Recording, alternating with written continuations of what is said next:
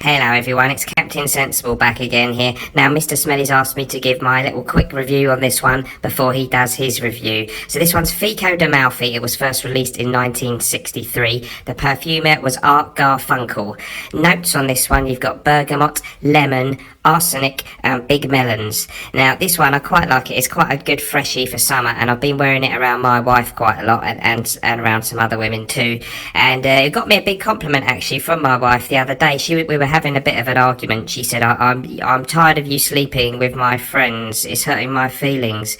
I said, well, what do you care what I do? Yesterday you told me I was a useless idiot. She said, you may be a useless idiot, but you're my useless idiot. So I thought that was a lovely compliment. I was so touched, I took my foot off her head and gave her a hug.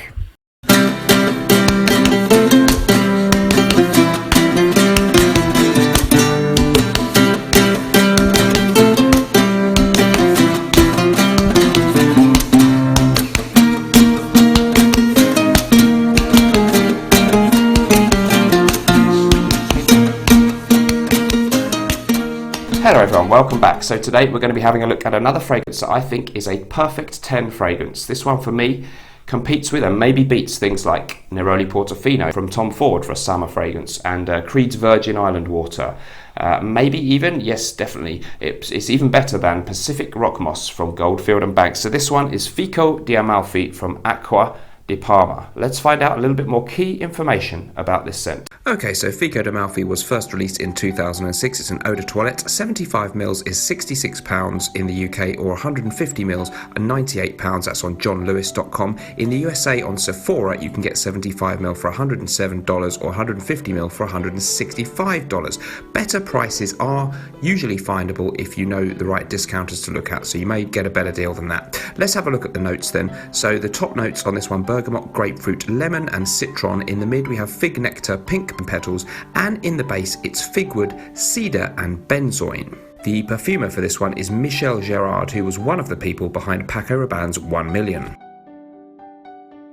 Okay, so there we go, some key facts about Acqua di Parma's Fico di Amalfi. So this one, it highlights the note of fig in the name. That means figs from the Amalfi region of Italy, and the Blue Mediterraneo line of fragrances from this company are all in these blue bottles.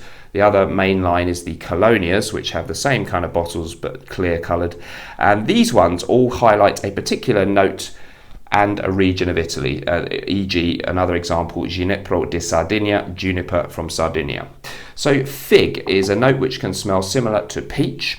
It's a little bit more sweet than your standard citrus kind of notes, and in this case it leans more fresh and towards that kind of citrusy feel. Other fig fragrances can smell a bit more dessert-like. Not everyone likes it, but for me what you get here is a sort of peach-esque note mixed in with all the other lovely citrus, which is almost equally as important with the fig note. So bergamot, Sicilian lemon, we've got the what's the other one? Of course the grapefruit, very important, and you do get a little reminiscence for me with this scent of things like Guerlain's Pamplalune or Pomelo Paradis from Atelier Cologne. So if you like a grapefruit note, there's a really well done grapefruit in here mixed in with the other stuff to just give this really bright, effervescent, brilliant citrusy opening. Doesn't smell like your traditional old school colognes as some of the Acqua di Parma other scents can, because it doesn't have things like rose or the oak moss or patchouli or lavender that some of those have. So it's very much crisp and fresh without any sort of dusty, old-fashioned, old woman smells that some Acqua di Parma fragrances could be seen as having. This one very, very fresh and modern smelling.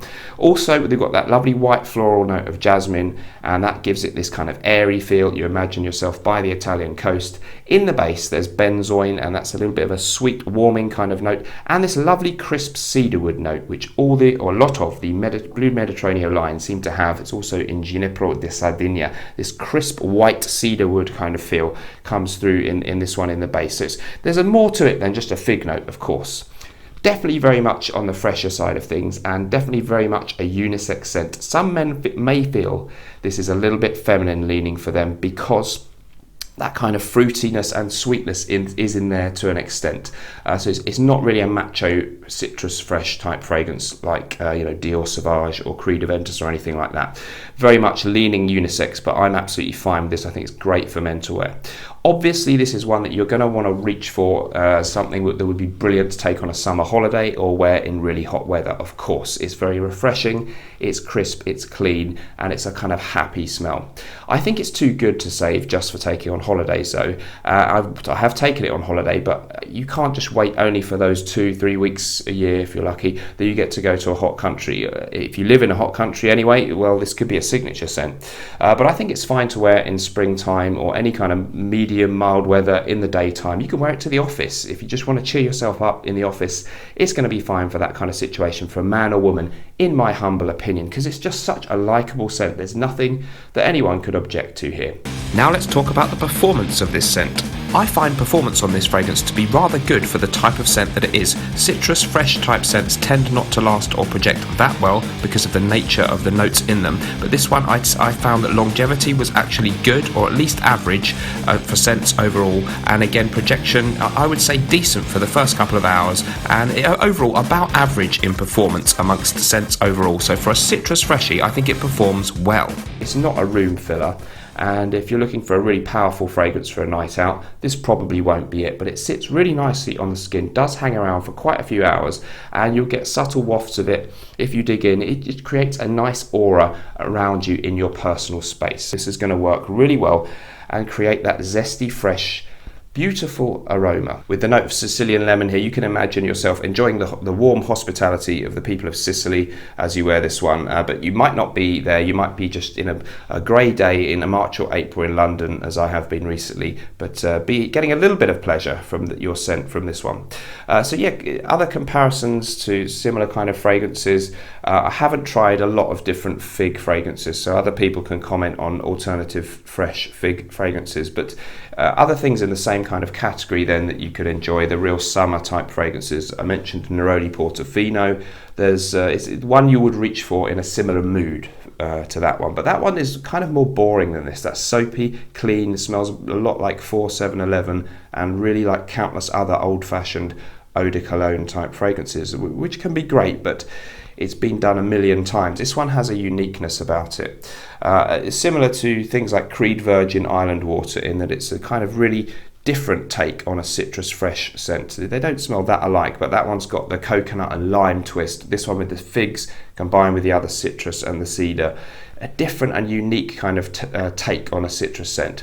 None of the screechy sort of marine aquatic notes that we get in a lot of modern fresh men's and women's, particularly men's summer fragrances. So it doesn't have any of that kind of in-your-face marine accord from things like Invictus Aqua, which is not a bad fragrance, but with this niche type of house, and Acqua di Parma is a niche house, you get a little bit more quality for me and a little bit more of a natural smell. So I think this one is worth the price. It's just a little bit above designer kind of prices. Lovely presentation. You get this kind of box here, and the bottles have that beautiful colour, very simple, but it's classy. So if you're looking for a scent that's great for summertime and maybe for spring, and if you want a little bit of summer happiness in a bottle, I think Fico di Amalfi is just an excellent choice. Such a high quality scent with performance that is just decent. But I don't do a mathematical thing where I take 10 different criteria and give them a mark out of 10 in it and add it up and mathematically work out what's worth an 80% or a 70% mark. I just like this one so much that I'll call it a perfect 10, because to me, if you wanted to bottle the smell of a happy spring or summer day by the Italian coast, you couldn't really do it much better than this. So I think Fico di Amalfi from Acqua di Parma, well worthy of your intentions. Been out for now 12 years, but it's still an absolutely great fragrance. I've tried, of course, Specific Rock Moss I mentioned in my last video with Claire, and that is really nice, but I think this one beats it comfortably, right up there with the best from Creed, Acqua di Parma, Zerja Renaissance 1861, another 10 out of 10 for me, right up there with those, and a little bit more reasonably priced. So let me know if you've tried Acqua di Parma, Fico di Amalfi, or any other similar alternative fragrances that I might want to try out, or that anyone else watching might be interested in. Thanks ever so much for joining me, and remember, whatever we're doing in life, let's project. I'll see you in the next video. Bye bye.